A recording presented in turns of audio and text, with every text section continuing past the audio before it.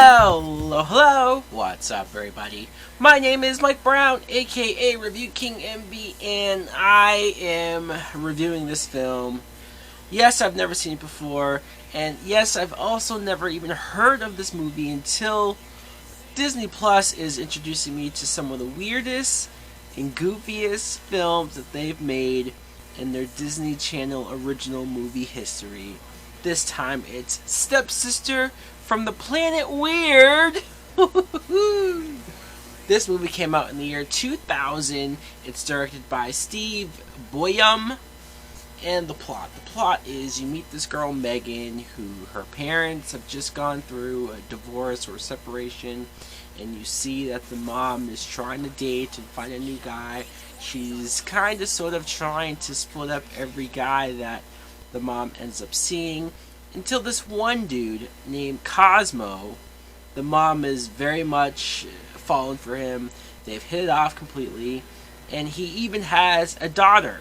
And when they announce that they're going to get married, it's like, oh crap, this is a lot more serious. That happened quick. And also, this girl is now going to be your stepsister. And not just that, she, after a while, realizes and finds out that this girl is an alien. And the father's an alien as well. Now, what I thought of Stepsister from the Planet Weird was this movie was flat out weird. And it's one of those things where I think I enjoyed watching it because of how wacky and goofy and weird it was. I guess let's talk about the cast first. Courtney Draper plays Megan. Megan's fine. I wasn't overly enthralled with her acting. I guess a lot of these movies, you're not going to have Oscar-winning performances, that's for sure. And I just thought she was fine, I guess. I was more intrigued when you got introduced to Ariel, who is the soon-to-be stepsister. She's played by Tamara Hope, and she's just very weird and very awkward. And I found it quite amusing when Megan was sort of trying to avoid publicly being her friend or publicly being associated with her. The whole school saw Ariel and said, holy crap, that's the coolest, hottest chick ever. And they just started to fall in love with everything that she said. Every weird, quirky, alien type thought that she had. They loved it. The way that she dressed, people copied it. The way how she awkwardly fell off of her bike, and people thought, oh, that's just really a really cool thing to do on your bike. Let's do it ourselves. It's those dumb high school aspects of what's cool and it not making sense and all that stuff. That was probably the most interesting. As far as the two of them teaming up to get their parents to not marry, I just kind of thought, especially Megan, because this was her idea, this came off as they're a-holes. They're just bad people. I didn't like them for doing that.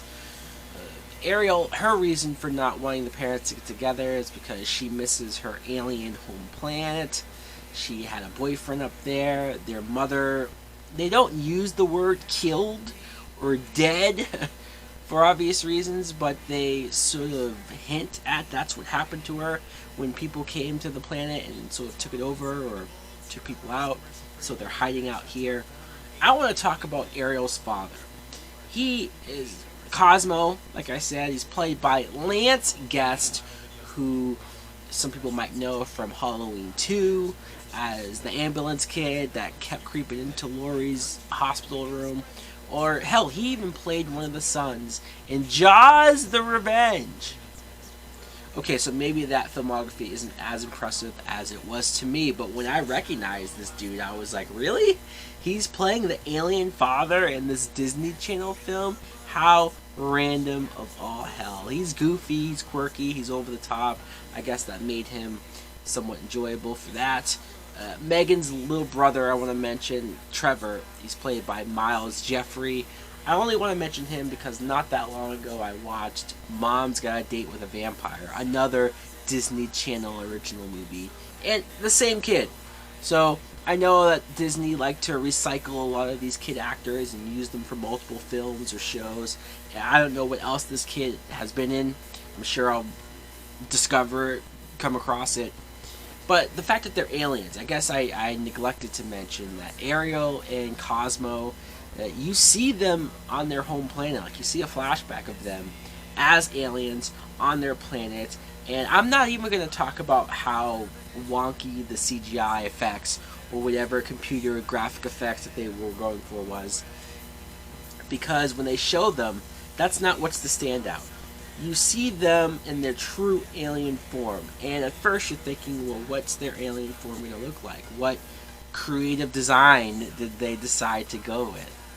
They decided to make them gas bubbles. You see them as a bubble. You see their head imposed onto the bubble, which looks freaky as all heck. And they just go around and you know, when she's pretending to be human. Because I was wondering, like, is she possessing another human girl, and that's what she's using? Or did she just manifest and create this human version of her? I guess that's what they ended up doing. Because whenever she freaks out and gets anxious, she wants to jump in water in the sink, so she has to turn into a gas bubble to do it. She even gets caught by Megan at one point. Megan's not as freaked out as she really should be, seeing her as a gas bubble. But then whenever she comes out of the sink, she's back to her human-looking form, but she's soaking wet. So I guess she just creates the human form, the arms, the legs, everything else, out of thin air. Or maybe she's like an alien shapeshifter, and that's just her true form. I don't know. It was weird, but they went for it. And so I guess at the end of the day, I was willing to go along with it.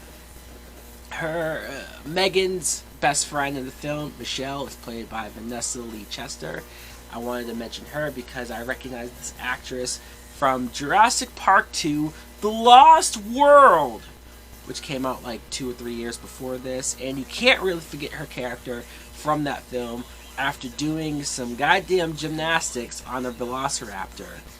Yeah, she's fine in this movie, but I saw her and instantly had horrible flashbacks of that scene.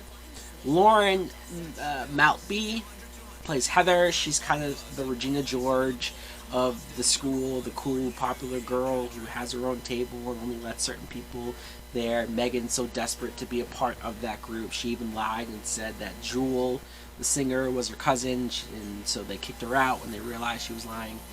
This girl, I want to mention her because I just watched the Xenon movies, and she was in that film. It's pretty much the same role as well. So, there's that. And also, there's some dumb high school boy that Megan is really into. But whenever you hear him talk, he sounds like a buffoon. Why? Why is she into this dude? I mean, he's not, I guess, horrible looking, but his conversations is some of the worst that I've ever seen. There has to be another guy, Megan. There has to be somebody else. Like I said, though, this movie is goofy, it's wacky, it's over the top, it's bizarre. It's one of the weirder Disney Channel original movies I've seen, and yet I've also seen Smart House, so maybe that's not true. But it wasn't bad, it wasn't terrible. It probably sounds a lot dumber than even watching it. I was entertained, I wasn't bored throughout, so overall I guess that's a plus. So guys, let me know in the comments below if you two have seen Stepsister from Planet Weird. Do you like it? Did you grow up on it? Is this one of your childhood classics? Any other Disney Channel original recommendations that maybe I've never heard of and maybe I'll check out if I'm in a good mood? Like, comment, subscribe. Later!